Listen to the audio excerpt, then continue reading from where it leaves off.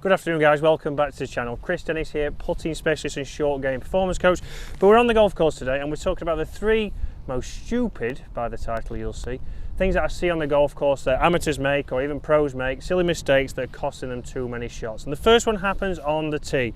And the first thing I see on the tee box is we walk up to the tee, the markers are out, we don't really pay attention to where they're pointing, we pop the ball down in the middle because we have to go in the middle, and we line up with the tee boxes, and I'm already pointing straight down the right hand side of the fairway. So obviously from there, if you're a fader of the ball, we're going to be hitting it into the trees to start with, and you start saying, oh, I've pushed that and I've sliced it. You go for a lesson, you're telling them the wrong information really, because all you haven't done is been a little bit more aware on the tee. And we're all talking on the tee, we're all chatting about the last hole if we've three putted.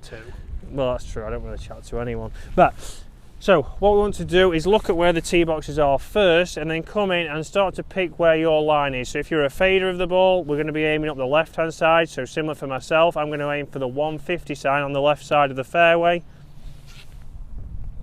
For me there, I'm now going to find something just in front of the ball to make sure that I can line my club face to. So that's the main thing here. I'm now thinking about standing behind the ball, picturing the shot, and I'm now going to aim with something just in front. So I've picked something just in front of my ball here.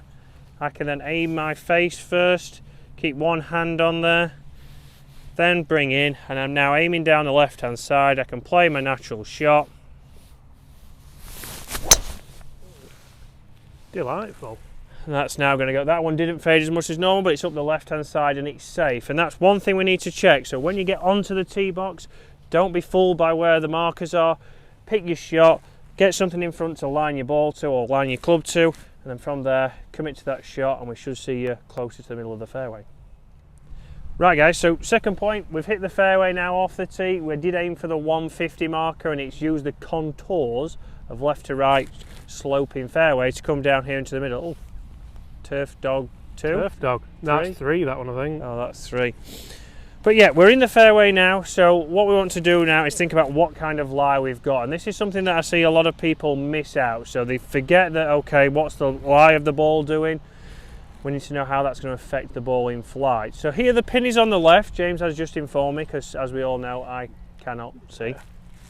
So we need to think about what this lie is going to do now. If the ball is below your feet, what it's going to encourage the club to do is be a little bit taller, a little bit more upright, and that's going to get the club face aiming right. If we was reverse and hitting back towards the tee, the ball will be above our feet and the face will be pointing left. So we need to counter for that. And the thing here, there is not any obviously exact science. It's not a case of right, it's so many degrees below so we aim so far left. We have to just be able to judge this.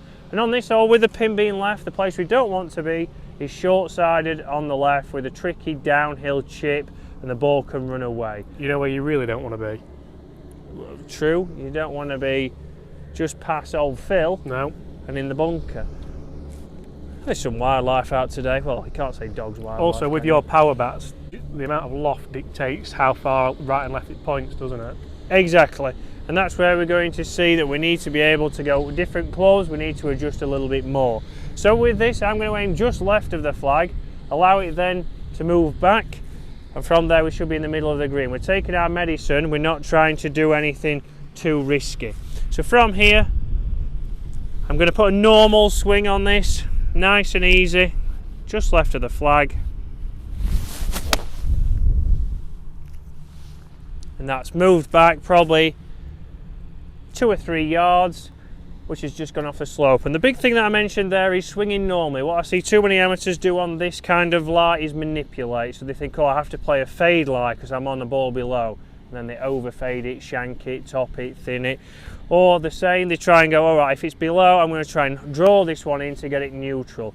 Guys, think about it, just play a normal swing, just counter for the slope. Don't try and overcomplicate this. Put your normal swing on that, you'll see a soft fade. That should move your ball back to either towards the flag or the middle of the green.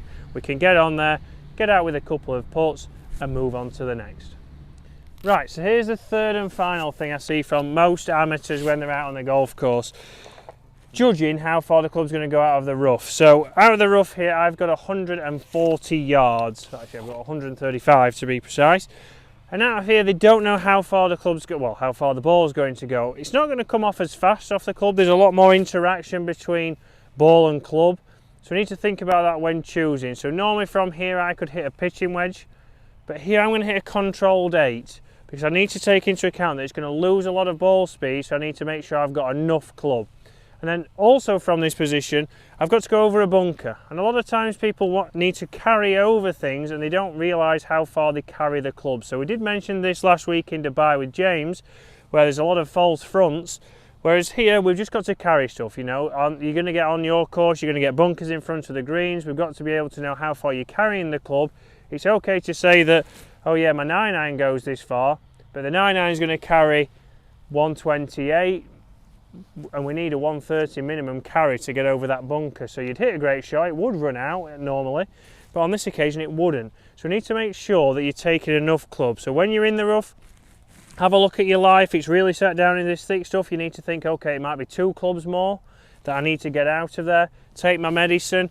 Then you also need to think about, right, am I trying to carry the ball? Is it carry or total? If there's nothing in front of you, you can go on your normal numbers. If we've got to carry over something, you really need to be aware of those numbers. So going for not a fitting as such, going for a lesson on your gapping. When you do go for your gapping, don't just get people telling you that, okay, yeah, you hit your 7-iron 170, you hit your 6-iron 180. That's no good to you, because it's okay that that's the total, but we need to know where it lands. So go in and say, what are my carry distances and what are my totals? So here I'm going to hit a 3/4 8. Make sure I carry that bunker. I know that it's not going to come out as fast, so I'm going to hit a pretty much a 3/4 solid shot.